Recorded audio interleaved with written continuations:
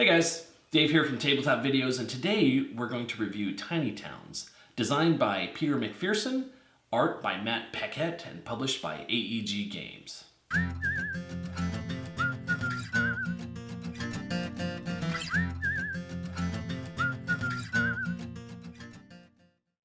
Here's the story. You're the mayor of a tiny town in the forest, hidden away from predators. The land is small and resources are scarce, so it's going to take careful planning to construct a prosperous town. Whoever constructs the best town wins the game. The object of Tiny Towns is simple. You just score the most points at the end of the game. You do that by collecting resources, placing those on your Tiny Town board, and replacing those resources once you have them in the right pattern with buildings. Buildings score points based on the type of building it is. And once no one else can place any more buildings or resources on their board, the game's over.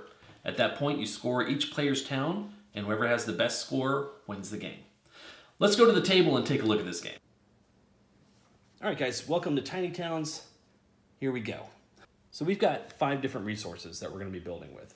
At the very top here, you can see these little trays of wood, glass, brick, wheat, and stone. Right below that, you can see all these different types of buildings. They don't have specific names except for this one. This is a cottage always. But because of the variability in all the cards, you're going to notice that there are multiple buildings with the same symbol at the top. So really, depending on which card you've chosen for that game is going to be what this particular symbol represents. Next, you're going to notice the cards themselves. So each of them have a name of the building at the top. So we've got a farm, a chapel, a well, and a cottage here. We've also got these cool little Tetris patterns underneath it, and then at the very bottom, it tells you how each of these buildings scores. So, for example, a cottage will give you 3 points if it's fed. So if you have a cottage on your board, it's worth 3 points as long as there's some type of building to give it food. A farm will feed 4 cottages anywhere in your town. So if you have a farm and 1, 2, 3 cottages somewhere on your board, that's 9 points. That's not bad. And you still have a lot of space to work with too.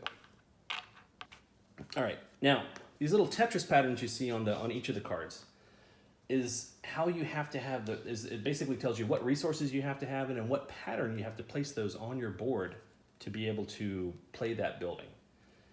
So if you want to build a cottage, you're going to need a brick, a glass, and a wheat.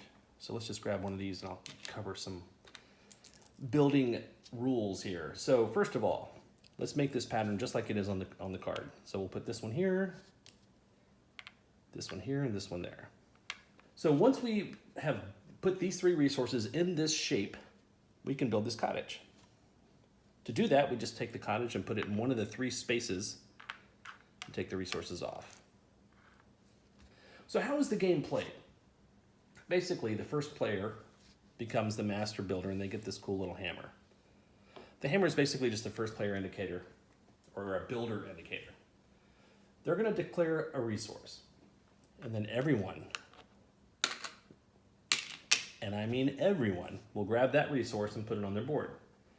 So if the master builder says, hey, brick is the first resource, everyone grabs a brick, puts it on their board wherever they want to. You know what? It's your town. You build it the way you want to. Once everyone's grabbed that resource and put it on their board, the hammer goes to the next player, and they get to call out that resource. And then everybody puts, let's say they say stone. They put stone on their board. Once your board's full and you can't place anything else, you're done. Okay, so as I was saying, once you fill up your board, you're done. If you can't place any more resources or any more buildings, you're done. But that doesn't mean everyone else is done. Or other people may finish before you. If they finish their board earlier, and you have empty spaces, you might get to keep going. So that's kind of cool. Once everyone's finished the game, or once everyone's filled up their board, you go to scoring, you count up the different buildings, you go through each building and check and see how many points each person got for each building type, and whoever has the highest score wins the game. So that's basically how to play Tiny Towns in a nutshell. These are I've got 3 points that I really like about this game. First is the variability. Each of the buildings, except for the cottage, have 4 cards, except for the special buildings. And I didn't really go into the special buildings too much, but there are special buildings that everyone gets 2 of at the beginning of the game. And you get to choose one of these special buildings, and it makes your town unique because there's only 1 of each special building in the deck. And there's a lot of variability too, so I don't know how many there are. I think there's about 15, 16 different special buildings that are very unique and give you a special bonus once you build it. But they're pretty tricky to build usually.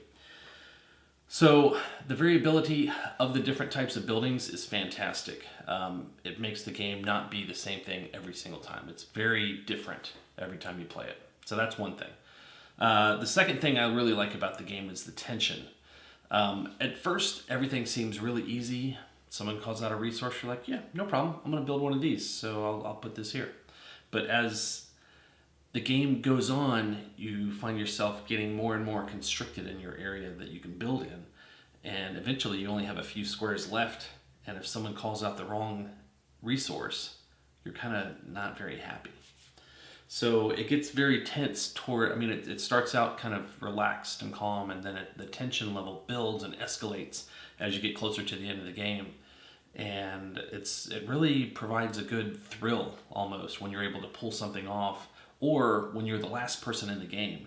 That's the most amazing thing. If you can be the last person in the game and you just call out whatever resource you want, that's amazing.